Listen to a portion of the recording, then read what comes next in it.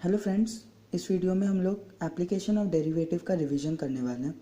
तो अगर आपको ये चैप्टर आता है फिर ही आप इस वीडियो को देखिएगा, क्योंकि मैं इसमें सिर्फ फार्मूलाज ये सब कवर करूँगा ताकि आपको एग्ज़ाम के टाइम पे इजीली आप सारे फार्मूलाज को एक क्विक रिवीजन के थ्रू देख सको।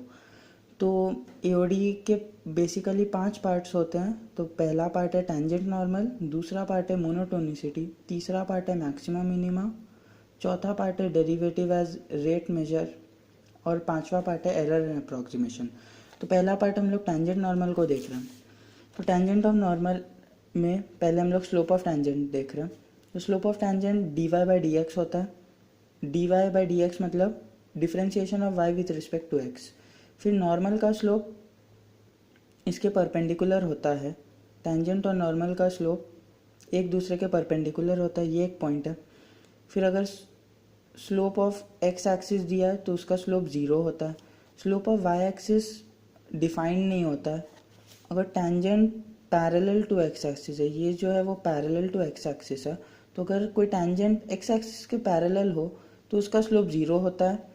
अगर नॉर्मल वाई एक्सिस के पैरेलल हो तो भी उसका स्लोप जो है that is d y by d x वो ज़ीरो होता है। फिर tangent parallel to y axis is d y by d x not defined, मतलब अगर कोई टेंजेंट वाई एक्सिस के पैरेलल है तो उसका स्लोप डिफाइंड नहीं है। अगर नॉर्मल एक्स एक्सिस के पैरेलल है तो भी उसका स्लोप डिफाइंड नहीं है। अब टेंजेंट की इक्वेशन कैसे लिखते हैं? तो अब टेंजेंट की इक्वेशन दो पार्ट्स में है। पहला, अगर कोई एक फिक्स पॉइंट गिवन हो और एक वेरिएबल पॉइंट गिवन हो, तो फिक्स पॉइंट हम लोग स्लोप पॉइंट फॉर्म यूज़ करेंगे। तो y minus y one m x minus x one, तो m के बदले m स्लोप को रिप्रेजेंट करता है, तो m के बदले हम लोग d y by d x replace कर देंगे। फिर variable point x comma y है। अगर वो पॉइंट जो है यही वेरी कर रहा है तो हम लोग सेम जो ये है 2 पॉइंट फॉर्म से हम लोग इसको लिखेंगे और इसका x इंटरसेप्ट y इंटरसेप्ट ऐसे निकाल लेंगे। फिर इक्वेशन ऑफ नॉर्मल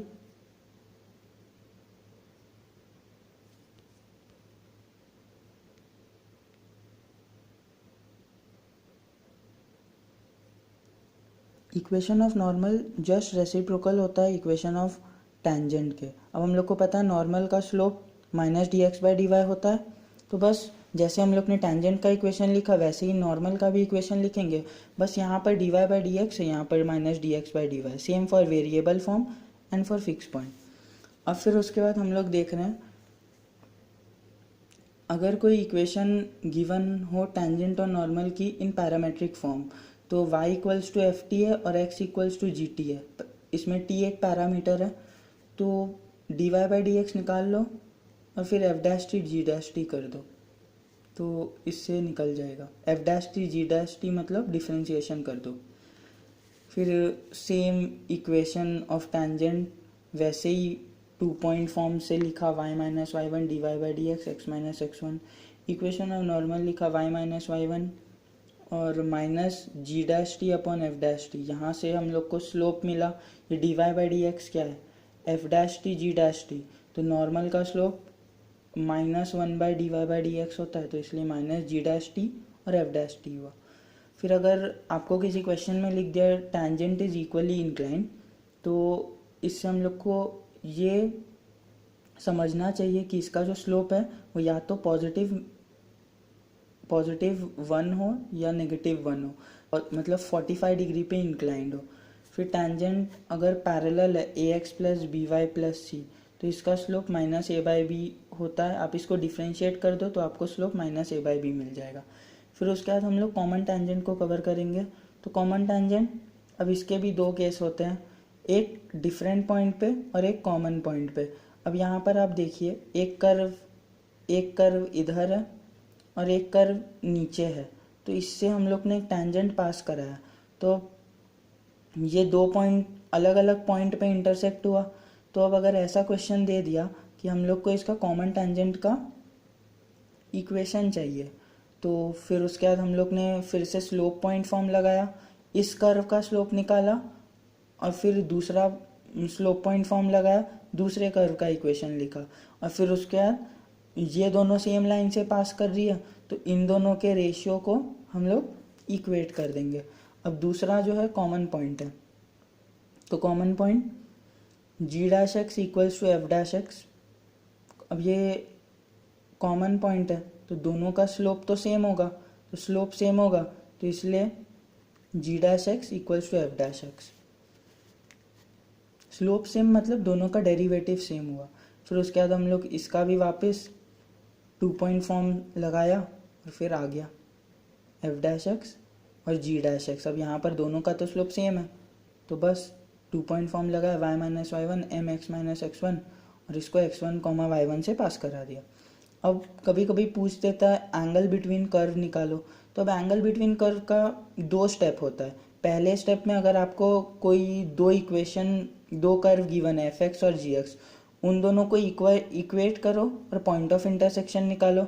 फिर वो पॉइंट ऑफ इंटरसेक्शन से एफ एक्स का स्लोप निकालो और वही पॉइंट ऑफ इंटरसेक्शन से जी एक्स का स्लोप निकालो।